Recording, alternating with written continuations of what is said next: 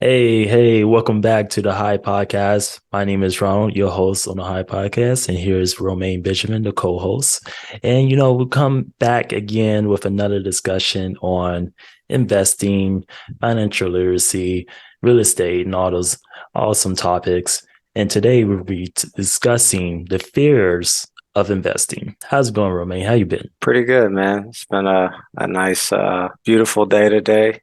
Cool breeze, nice sun. I'm happy to be here. How about you? Same here, man. It's been pretty awesome today. Work's been, hitting me hard, but other than that, I'll be able to cut that off at that cutting point, you know what I'm saying? At the end of the day, be able to do the things I wanted to do today with like my family, such as take my kid to yoga and go to her event at this one particular restaurant where she was raising money for her team. So it's really awesome. Yoga. Oh yeah. Yeah. And she's raising money already? Hey, she's an entrepreneur, man. You know what I'm saying?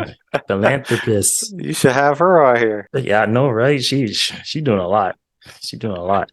She doing way more than I used to do at 5 years old. But yeah, man, shoot, I got a lot of awesome things that I want to discuss with you today. And yeah, it's like some of the things like what kind of goes into the fear of investing. And some of the things I kind of looked at so far is like fear of losing money, lack of knowledge, fear of the unknown, which is, probably lack of knowledge as well. Lack of trust of like, financial institutions and fear of, making mistakes and emotional biases and stuff. So there's, different touch points right there. I kind of want to like hit on those touch points and kind of want to know what you think is the fear of losing money. Like, why do you think that's such a big fear to people? That's a good question. Well, I think from most of our pop culture centers around money being a measure of your success. And like a lot of people, if you're not careful, may identify with the amount of money they have in their bank account. So with that, if they have less money, they might think that that means that they're less of a person, and vice versa. They may think, oh, because they have a lot of money, that they're better than everyone else, which I personally don't agree with. But yeah, so if you, I mean, and I'm not gonna speak as if this is how, this is the law or this is how everybody else, but in my opinion, if you find your identity and how much money you have, then yeah, you'd be more afraid to lose it. Facts. Yeah, I think, a lot of people are afraid of, losing their hard earned money. And then, it's very easy to lose money in investing for sure. If, you're not exactly sure what to do with it. And then you thinking that, all right, you have like those different sayings, hey, I'm gonna put my money underneath the mattress or something. That's a safe place to put it. I'm not gonna lose my money that way. But I've seen a lot of people lose their money thinking that they put it underneath the mattress, they probably put it in an event somewhere, and they may not even find the $1,000 that they put away, and instead of they could have put it into like a high yield savings account, and it could have been making some interest there. Mm. But yeah, it's always that fear of like losing that money that you spent so much time to earn. And yeah, I could definitely see that fear come into play. Can I And build on that a little bit? So I'm glad you said that because I think what I stated about identity is one way of looking at it. Also, probably from a state of privilege, like a perspective of privilege, where if someone barely has enough money to afford, I would say their basic necessities like food and housing and clothes and et cetera, they may not find their identity in their money, but they just may not have any tolerance of risk, for risk. If they lose money on an investment, then that means less meals on the table. mm, So I think that's another perspective that you just brought to my mind is when you say hard earned money, it may be hard earned because they need every single dollar to make it through that month's worth of bills and expenses. So that could yeah. be another contributor to being afraid to invest is if you don't have enough margin between your basic needs and how much you bring in income. Yeah, no, exactly. And I hear this a lot from a lot of people who haven't started with investing, and they're very fearful because everything is going to, to the housing, to the rent, to the food. And they don't get that surplus that you're referring to. So like if they think they, put $300 there into something that is supposed to, guarantee, and investing is not really a guarantee, is a very highly calculated risk to go with it. But for the most part, if you, keep your money in somewhere in, reputable and proven, over time to increase your money over time, and you keep that money there for a long period of time, then you can make money. But see, when you have that fear, you don't have that surplus, and then you probably be negative if you try to invest, then yeah, I can see that fear for sure. It's like you're not going to be able to invest for the long term if you need that money for the next month or the next week or something like that. You think Exactly. you think you're gonna increase that tenfold in like 2 or 3 weeks, and that's not the try and true way of like making money for the long term and increasing your wealth. Mm. Cool. And I think this kind of goes into like the next topic I want to go into with the fear of investing, is like the lack of knowledge. Mm. So I think a lot of people might not understand in regards to what it requires to do investing, and like what is your points of like the knowledge that you would need, and why some people might be lacking in the areas of knowledge. And I can kind of speak on this from my own standpoint. Like, I think it's a lot of times from just generations of not passing down knowledge, because I definitely have family members like my grandpa who recently passed. He taught me a lot of things about business. He taught me a lot of things of what I need to put my money into. And I learned a lot from him. So that was really a blessing from, being able to work with him as a grown up, and it still stuck to me to this day. He was, entrepreneur. He was very financial savvy. He knew, all right, he didn't know everything about investing. He tried to do real estate, didn't work out for him, but he still was able to pass on some of those assets to his kids. And my dad still has the house that he passed on to him when like way back, like before I was even born. Wow. My dad still has that house that my grandpa gave him. So that was really awesome. But he was like, I'm done with real estate. During that time, it's like I tried to do the properties and stuff like that. It was my thing. He sold off his stuff, but he was still at the end of his life very, well off. Like he didn't ask for or need for anyone. Like he was essentially taking care of himself towards the end of his life. So it was really like inspiring to be in that same situation as him. But I learned a lot from him. But what do you think? A lot of people might say they're not, knowledgeable about investing, so they're not even going to try it. So that's their fear, because like they're not knowledgeable about it. What do you think about that? I mean, I think it's true with anything. It's like if you don't know how deep the pool is, then you don't know how to swim, then you're not going to get in the pool. Mm-hmm. But in order to learn how to swim, you got to get in the pool. Now I would say in real estate, if I were to use that pool, or if I would extend that metaphor a little bit further, before you jump in and start paddling, there are podcasts you could look up. There are books. You could just Google basics of real estate investing or investing in general, because it doesn't have to be real estate, but just understanding the ins and outs of investments, the different types of investments, short term versus long term, the fees associated with certain types of investments, the different types of risk tolerance that someone may have. You can do all of that before you even get started. And then at a certain point, once you've gotten as educated as you feel comfortable with, you still got to step into the pool. And at some point, you might tread a little bit. You might take in a little bit of water at the very beginning, but over time, you kind of learn, and you become more proficient. Oh yeah, So exactly. yeah, just like riding a bike, you got to fall down a few times. I ran into a rose bush trying to learn how to ride a bike. Got thorns all up in my hand, but I can ride a bike now. Oh man, I used to do some crazy stuff on bikes, man. Yeah, I had a really nice bike at one point. It had like, golden pegs on it at one point, and I can do it right backwards and do the little tricks and stuff. Man, So you yeah. were the one of them BMX X Games. Mm. Oh man, here we go. Oh yeah. Do lift it up and then turn it around and then turn it around again. Yeah. Oh, And see, then be I just rode mine to the library so I could play some video games. So yeah, that's all and I went to the candy lady in the neighborhood, had to get exactly. to the candy lady. Gotta get to the Canada League, man, of course.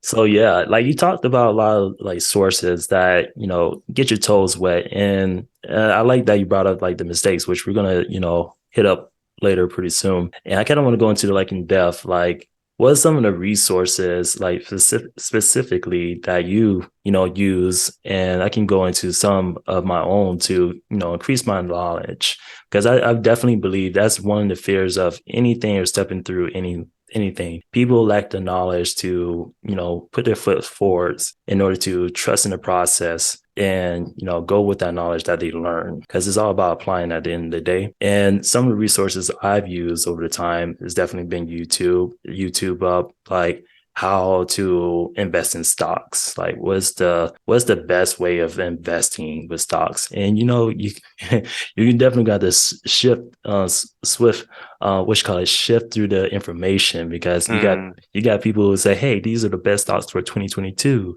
But then I remember seeing this one video kind of going over people who said, back in 2021, if you would invest into like those gurus, best stocks in 2021 or something like that, you would have lost like 50% in your in your money. So like, is that really a try and true way? No, like go with the try and true ways that other people might recommend. It's like, all right, if you're gonna invest into something, look at their earnings, look at their growth margins, like where's their future outlook in the future and forecast. Is that something that they were be reputable and stuff, like reading their financial statements. And like those are some of the like pieces that I learned as I was like YouTubing things and also reading books, going to the library because books is very important. Learn how to read financial statements so I can invest into the right stocks and know that, all right, I'm gonna park my money here for 10 to 20 years. Like that's what I've learned. It's like you're not gonna get anywhere, taking your money in and out and being emotional about it, which is another topic too. Being emotional about, saying, oh, it dropped down like 10%, and then we take it out now. No, park your money there. Know why you're investing. Just park your money there. Stick there for the long run. mm, And it's like you gotta stick to it. Once you apply it, it's a long-term game. It's like you gotta stick to that knowledge. mm. Once you find that knowledge, you stick to it and you don't change it up at all. You stick to it until I don't know. I mean, it's the try. It's like every financial person out here would say invest into the S&P 500. If anything, just park your money to the S&P 500 or a fund that tracks those same funds in the S&P 500 in a low expense ratio or no expense ratio fund. And yeah, so like that's really important. Is like why S&P 500? Well, is because over an average of the course of, S&P 500, it gave a return on average of a 7% return annually. It could be, down one year, but it can be super high one year, down or whatever. But over the course of, the inception of that fund has been, giving returns of 7% over 20 years or something like that. Yeah. So yeah, it's like stick to that knowledge. It's like, all right, if anything, my opportunity cost, like at minimal, would be 7%. If I need to park my money here for a couple of years, park it here. The majority of my money is going to be at 7% interest on an annual basis, and that's how I kind of look at it. It's like even though I'm not going to get that this year or next year, over the course of years, that's what I'm going to be parking my money into. But yes, kind of speaking to your resources and like how you start gaining knowledge and being comfortable and sticking to that. Yeah. I mean, Google is my friend. We go way back. Before that, Yahoo and Yahooligans when I was a really small kid.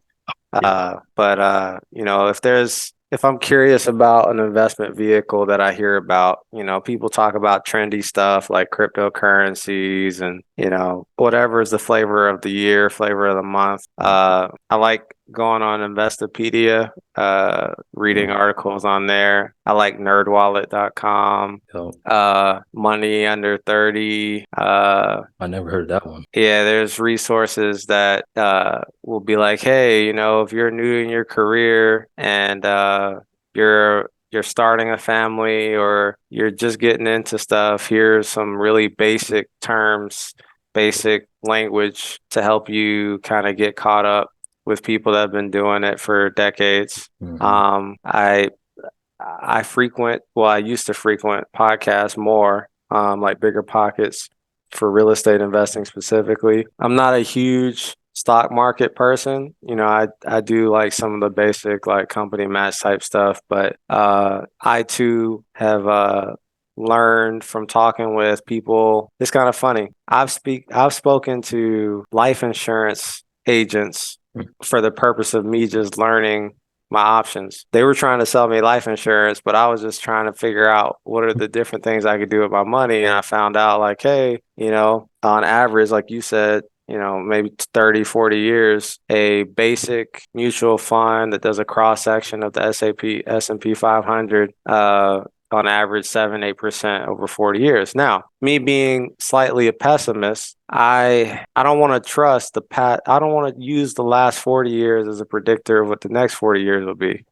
because, our life and our technology, our country, the world is completely different than what it was 40 years ago. Mm. So I understand using data to predict the future, but there's also going to be some unknowns. We didn't expect there to be a global pandemic. There are new things happening all the time. Whether you believe in global warming, I just watched a documentary on that yesterday.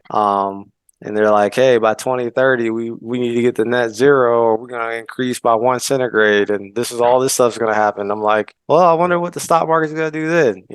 Yeah. So with all that said, with all the resources you can get into, I think knowing what your goals are, what your time horizon is, a conversation, the options for someone that's 50 something trying to stop working by 60 is completely different than somebody that's 19. The option list is different. The risk tolerance is different. So if you know how much time you have, you know how much money you have to play with, there's a vehicle out there for you. Hmm. Yeah, no, exactly. Like as you gain this knowledge, I think you should have like a sense of a goal, of gaining that knowledge. It's like, all right, now here's my goals. Now let me set forth and, find that knowledge to meet those goals. So yeah, like goals is pretty much at the end of the day for everything that you do as far as investment. Yeah.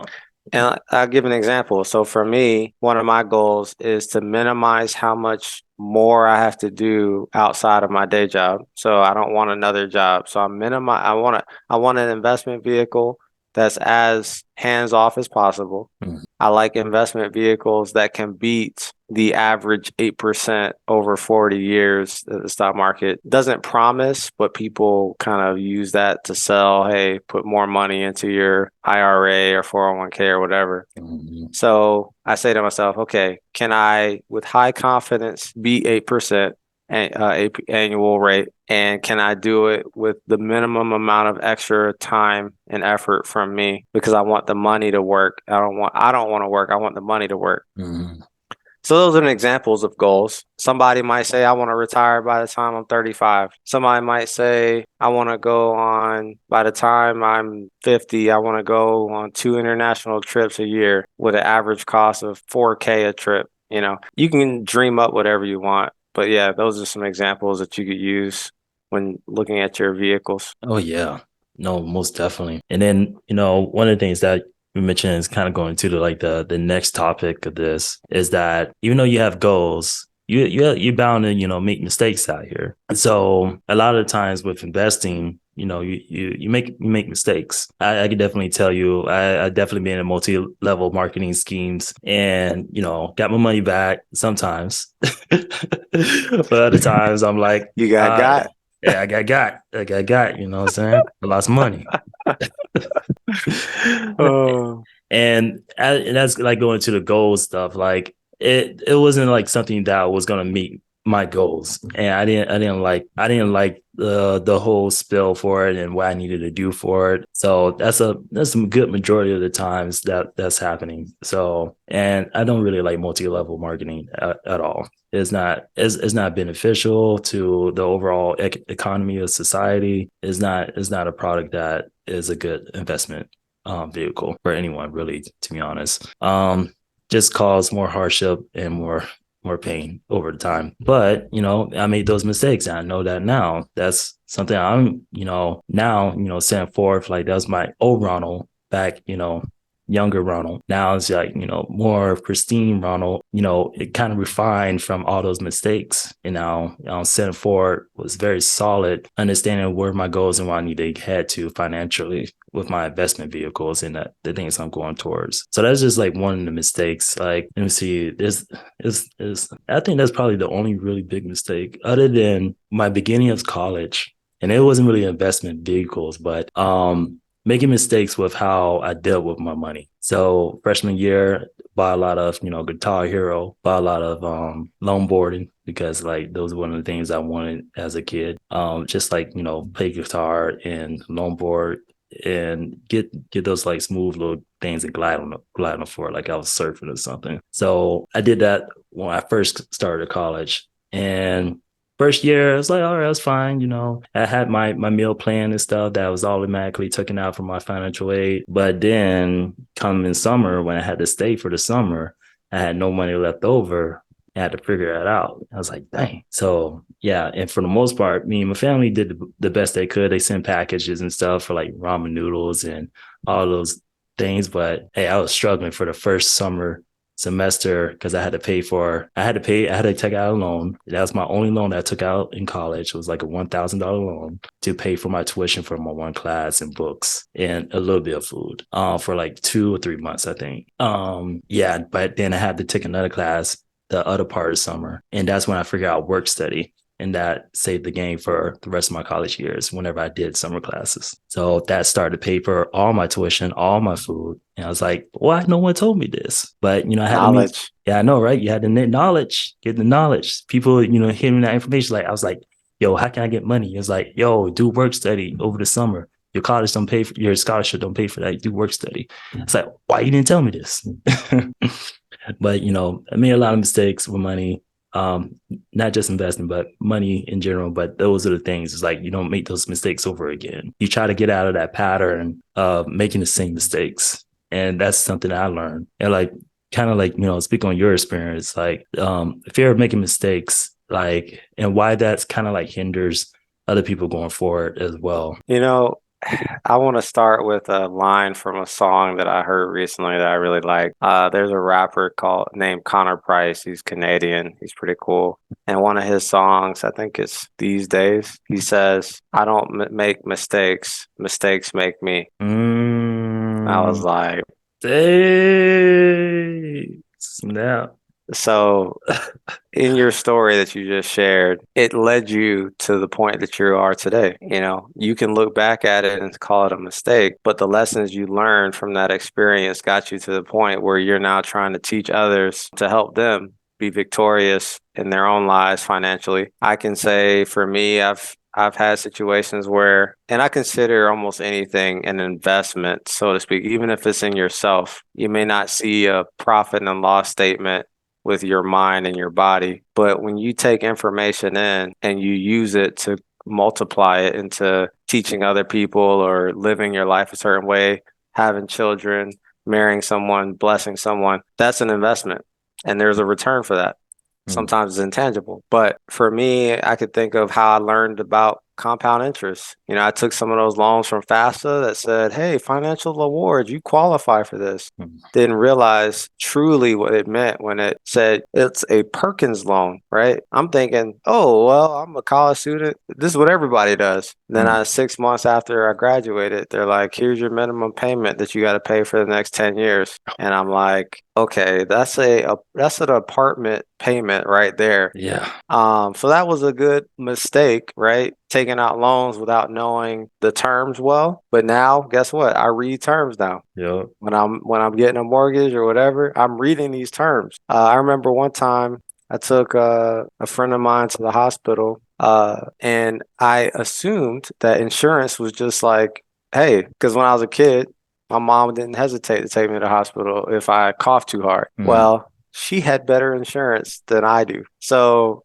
now I pay attention to what deductible means and what max copay means, mm, and what max out of pocket means. I did a flip once in a real estate deal, and now because of a unexpected roof repair that was not originally in the build plan, now I understand I should put in an extra 10%, 20%, 30% buffer on whatever statement of work we put together to minimize the chance of me being unpleasantly surprised in the future. I mean, I'm just reflecting on mistakes right now as we're talking that I could go on and on about. But I would say there's a well-known quote outside of the Connor Price quote. There's a one that I just presented to. I was teaching some students at a university about financial freedom. And one of the quotes that I shared, which forgive me, I don't remember the person's name, but he talks about fail often and fail forward. mm. Now it sounds trendy and cliche, but I think it's worth repeating because I remember I was in a college class where someone showed almost scientifically if you spent hundreds of hours making sure you got something right the first time, someone could spend 10 hours, get like 70% there, Mm. try, fail, and then that failure teaches them the other 30% and get it done in half the time. Then if you spend hundreds of hours trying to make sure you have it right the very first time. So if you're not afraid to fail, or if you allow yourself to expect failure and embrace it, that failure can help you reach your goals quicker than if you were trying to be completely failure free. Mm. So those are my thoughts. Yo, that's deep. That's so deep. Yeah, that's something I try to do as much as possible. So like I say some of the things and the reason why I haven't invested in some pieces is sometimes the lack of knowledge and the fear of making a mistake. That's definitely part of some of the reasons why I don't invest into some things nowadays. For example, and I kind of like in order to mitigate my fear most of the time is to understand my risk. I'm not going to put in like half my money into this investment vehicle if it's like not tested for over a 5-year time span. Show a growth of a nice good growth from previous 5 years, and it's steady growth and it's like try and true. So like, for example, I never invested in a company that just IPO for no reason at all. It's like, I don't care about the hype. I don't care how revolutionary it is. It needs to stand for 5 years after IPO. And I need to be able to see those financial statements for 5 years. And that's how I kind of like mitigate my risk. It's like, if I'm going to do anything, it needs to be like within that, criteria of anything. And trying to see what I'm trying to go with this. But yeah, like that's how like sometimes like fear kind of like gets into making mistakes, and I kind of go into like a little bit into chess, and chess taught me a lot of things about anything. When I first started learning chess, I made a lot of mistakes, and I learned from those mistakes when the person who taught me. I think it was like after a couple of games, like less than 20 games, I beat the person who taught me. And that was back in like fifth grade. And it taught me a lot of things about, as early as often, try to make mistakes. And it's a phrase I recently learned, early and often. I think it's some kind of Chicago phrase, or actually, no, it's a voting thing. I heard it's like early and often. So try things early and fail probably often. You can use this so many ways. Try I early. think I think you completed the quote I was trying to remember. Fail Oh, early, fail often, and always fail forward. mm-hmm. Oh, see, we But completed, man. yeah, you completed it. Yeah, we And you just complete. reminded me I need a rematch in chess. I've been watching a world championship right now, and I'm getting hyped. I know, right? Hey, anytime, let's make you You up on you the you board, might man. have to fail often next time we play, bro. Yeah, I'm telling you, man. Like I don't know. Just like with my brain with chess, man. Like I don't make the same mistake twice. Most of Okay. the time. All Most of the right. time. Well, you're gonna be That's finding a whole bunch of new mistakes. Uh, Oh man, yeah, we gonna get on the chessboard. I'm telling you, man, we gonna get on the chess. I want to get in person. That's how I know uh, the real game gets there.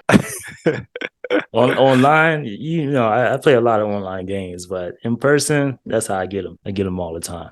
okay. All right. But yeah, like making mistakes is like you said, you got to try out something, but mitigate your mistakes as much as possible. It's like if you know you don't know something about this and you did as much research as possible, but mitigating your risks and mitigating your mistake because you can still make that mistake, just learn from it. Like And the yeah, combine are two different like encouragements. So I would change the word possible to reasonable. So mitigate your mistakes as much as reasonable because mm, possible is perfection. To mm, mitigate your risk as much as possible means keep reading more, keep listening to more podcasts, keep true, checking, keep doing this. Everything except starting. exactly. But if you've done a reasonable amount of research, you may not have done 100%, but maybe you did like 70%. Like you're 70% there, right? That extra 30% might need to come through actually practical application. Hmm. So that you don't, and I think Bigger Pockets calls it analysis paralysis. Yeah. So, Oh yeah. And shoot. I mean, bigger pockets didn't coin that phrase. That phrase been around for a while. Analysis paralysis is how a lot of people get into like not trying to do it at all. It's like, no, I need to read more. I need to do some more stuff. And I'm trying to see, other than the fix and flip like stuff, like I no, I get into it. I get into it for the most part. I would say it's like I'm trying to find a deal with a fix and flip. And I've seen a couple of deals, I analyzed the deal. I talked to the agents and stuff and like asked those questions. It wasn't gonna do it for me with the numbers. So I try to do it. It's just like, being persistent with it and being persevering to find the deal that actually meets your criteria. mm. So like there's little things that I don't try. I do not what was it? I don't try not to do it. If that's the right phrase. You breaking all the English laws right now. You're I like know, right? double, triple, quadruple negative. I try to do it. There you go. I try There to you do it. go. I I tried. try to. I don't not never I not. do. I do not try. No try.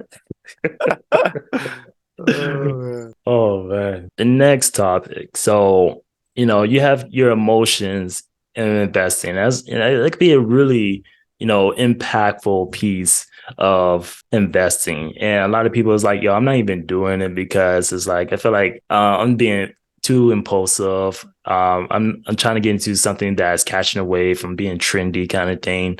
Cryptocurrency is what I tried previously, and I lost a lot of money. I took an emotional dive for that, and it didn't plan out as well as like other people prior who had their money in there for a very long time. And then still trying to catch the trends with the NFTs and all this other stuff. It's like what's the emotional bias into making an investment decision? And then should emotions be part of investing, really? Ooh, that's a good question.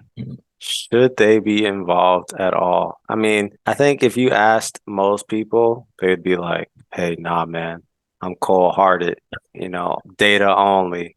Cold numbers. That's all I No, do. I just let me see the numbers."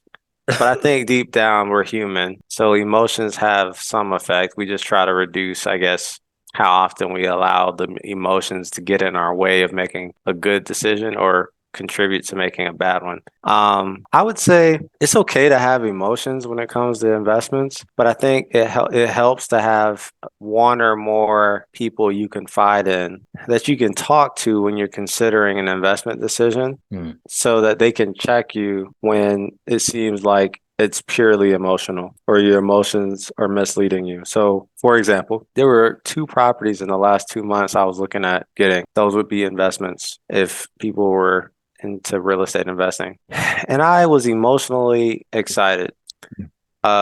These were in very nice areas. One of them was right next to a park that I used to train for a marathon in. All the schools in that area were 10 out of 10. The area is growing. People are moving over there. They're gentrifying all this stuff. I really wanted that property because it was like right there. It was just right there in the spot. Mm. But the numbers didn't work. Yeah. I started looking at it. I was like, hey, I was doing backflips with the numbers. I'm like, okay, normally I look at it for cash flow, but can I make it work with appreciation? What's the outlook of the property in the next 5 years? Which I've always treated as icing on the cake, but I was already like getting out of my normal strategy because I was trying to make this property that I really liked emotionally make it work. Then I was like talking to a tax professional, like, hey, tell me again about depreciation. So you take the value that I purchased it for, divided by what, 27 and a half, then I get to take that as tax deduction.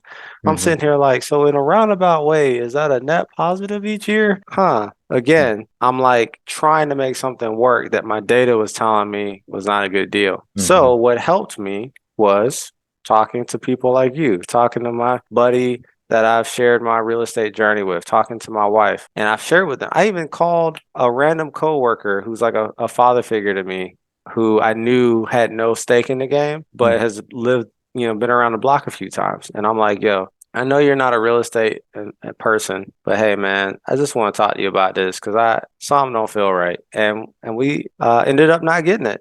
And guess Mm-hmm. what? That property still hasn't been sold because I was right that that person was selling it for a price that was completely unreasonable. But if I let my emotions get in the way, I might have bought a property that just tanked my returns for the year. And that's Yeah. just one of the two that I was talking about. So, yeah, I think having a peer group that you can depend on can help you with your emotions that I think will always be present as long as you're human. Mm-hmm. Facts. Facts. And we kind of like when, Travis was onto this podcast in an earlier episode, he was talking about subjective and objective decision making with like doing his house hack, but not house hack, his living flip. When he was like living in the house in a previous location that he didn't really want to stay in for that long, but he was looking at it objectively because, buying that particular property, it appreciated in a certain amount of time.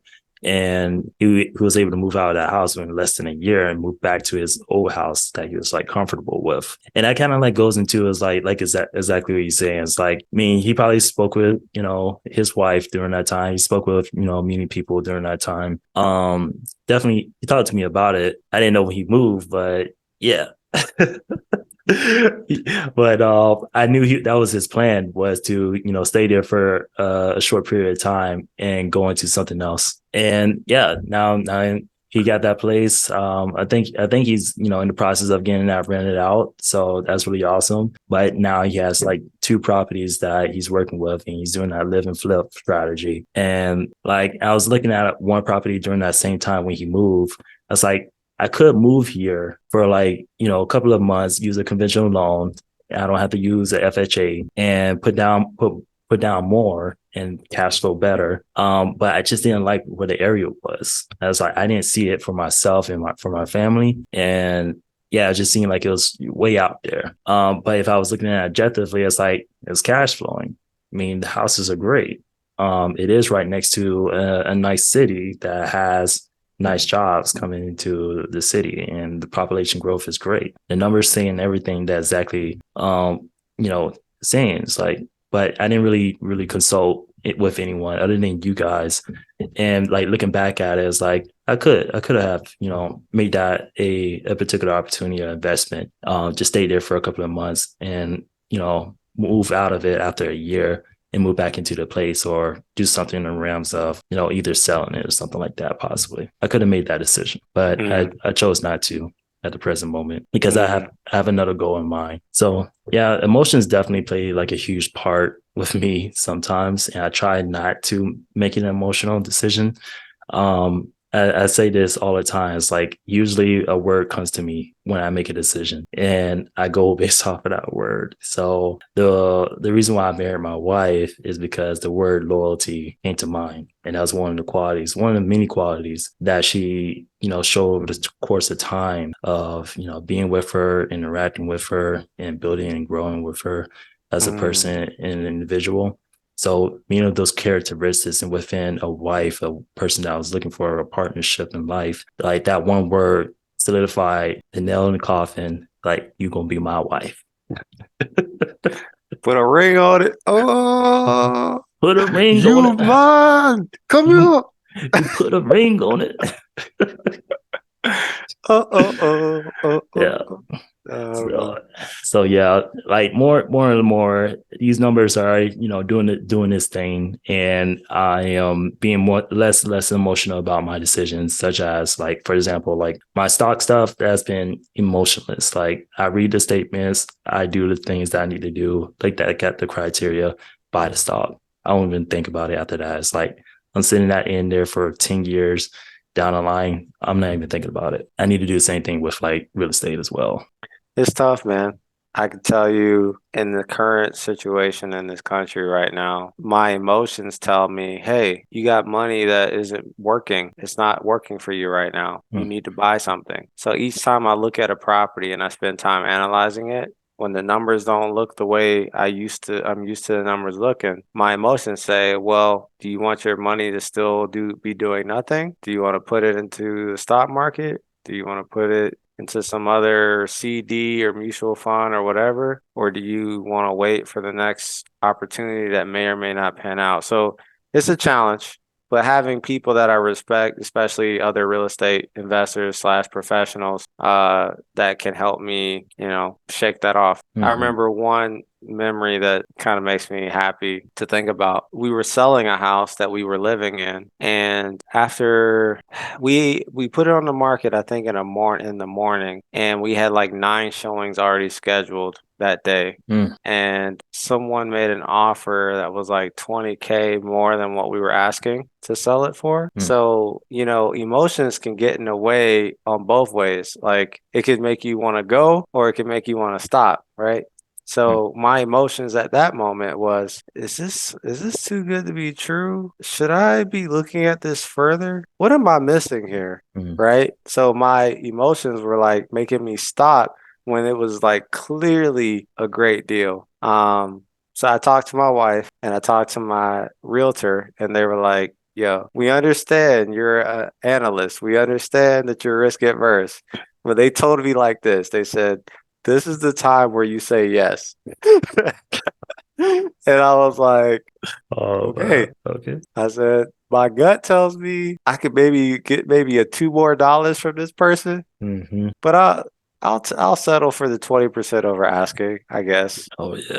Oh Maybe man. I'm missing something. Do we have a diamond in the rough? Is there a Aladdin in here? I don't know, but Yo, like it's been times when I sold some stuff on eBay because I was like really into eBay selling like a couple of years back. I still have like really, like, I have 5 stars on all my eBay sales. And it was like, yo, these things are flying off the shelf. It's like I should have asked for more.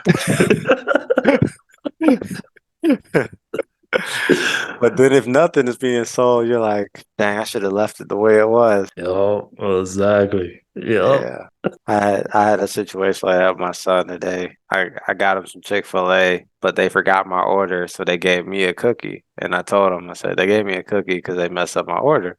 I'm trying to teach him, apologies. He's like, you shouldn't have told me you got a cookie. Now I want a piece of your cookie. I said, how about I take the food that I was just gonna get you? He's like, never mind. I said, that's right. You could be grateful or you could be greedy. Which way you want to be? But Yes. that was a tangent. Oh That yeah. happened today. It was fresh in my mind. Oh yeah. Oh man.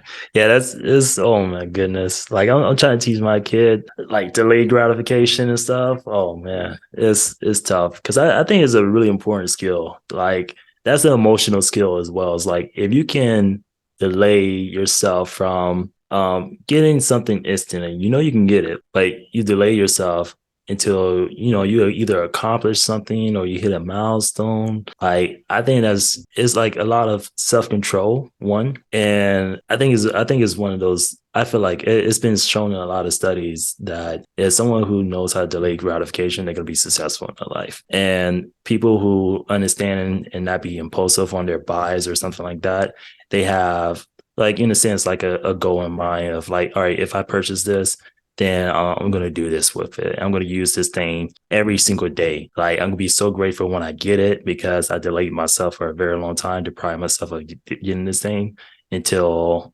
I say I'm gonna get it and I'm using that particular equipment. And that was like kind of like the thing with like the eBay stuff. I was delaying myself from actually buying computer parts to build out my PC. I say if I hit my goal of selling my some stuff like my bike, I sold a road bike, I sold some other stuff in order to hit my goal of buying this PC I still use 5 years later. Mm, And I hit that goal and I bought the computer parts because I sold the stuff on eBay. nice. Yeah. Amen. Amen. Delayed gratification. Just make sure you remember that tomorrow's not promised. And I'm speaking to myself when I say this. Uh, I had a couple friends lose their lives last year, so it reminded me to not delay forever. Exactly. Yeah. No, facts, facts. Like yeah, the and then that's kind of the thing too. Like I hear the argument is like, hey, you're not gonna die with your money. Like tomorrow is never promised, type of thing. It's not like you said. It's not delaying gratification forever. You want to like hit a goal in mind. That's how I kind of see it. Hit a goal in mind, and then you can reward yourself.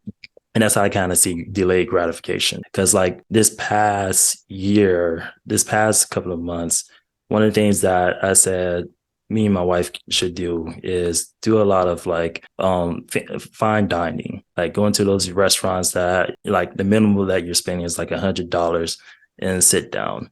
It's like that's the minimum, and tip 20% and so on. So like we did that for a whole week for our anniversary. And we went somewhere every single day. And yeah, it was like I understood the difference between like the fine dining and just the regular stuff like you would get from David Buster's and stuff.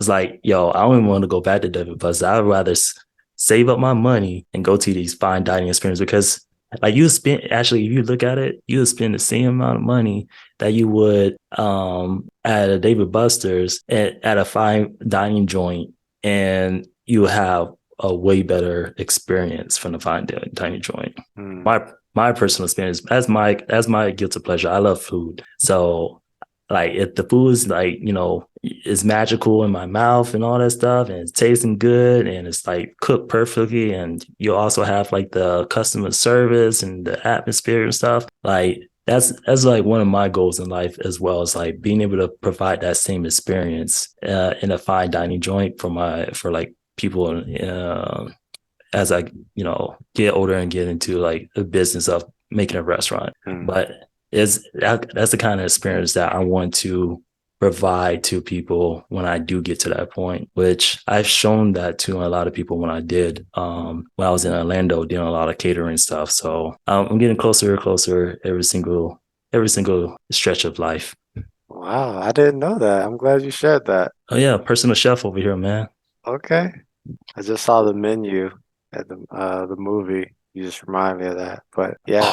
Oh yeah. Wait, is that Netflix? I think we had to. Is it on Netflix? How did I see it? I think I saw it in theaters. Mm, But yeah. But anyways, yeah, setting goals. I mean, whatever your goals are, help you delay your gratification till you reach the goal, and then also give you something to celebrate. So you're not just delaying forever. So exactly. Yeah. Yeah. And sorry to hear about your friends and stuff that passed. Yeah. yeah, I mean, he was living his best life though. He died doing what he loved doing, hiking. So, Mm, he was 32 and he and I started at my company the same day. But he was super involved in the community, was a sand volleyball coach and rock star on the job. But, he just reminded me, man, don't take life for granted. exactly. Yeah. Do the things that you enjoy to do and love to do, and do those things early and often. But don't fail on those. Like, Yeah. Well, yeah. Oh man, there's this one show that's on Netflix, and I know we hit in time pretty soon, but um, yeah, like how to get rich. And one of the things the guy was talking about is like, be expensive on the things that you enjoy, but be frugal on the things that you really don't enjoy.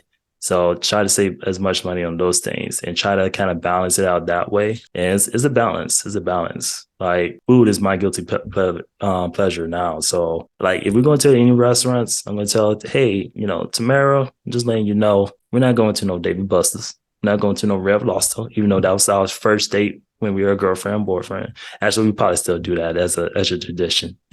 um, that's the only place, But we're going to like those nice places like Kanji. Like I know the guy personally who owns Kanji now because I talked to him. He's a mentor. He's gonna be a mentor for me. Oh my God. That's Make, crazy. making things happen, man. So not being fearful to make those mistakes. Because when we were at the restaurant for our anniversary, I spoke to this guy. I was like, "Yo, I want to do what you want to do. I want to do what you're doing right now. I want to get into the fine dining experience.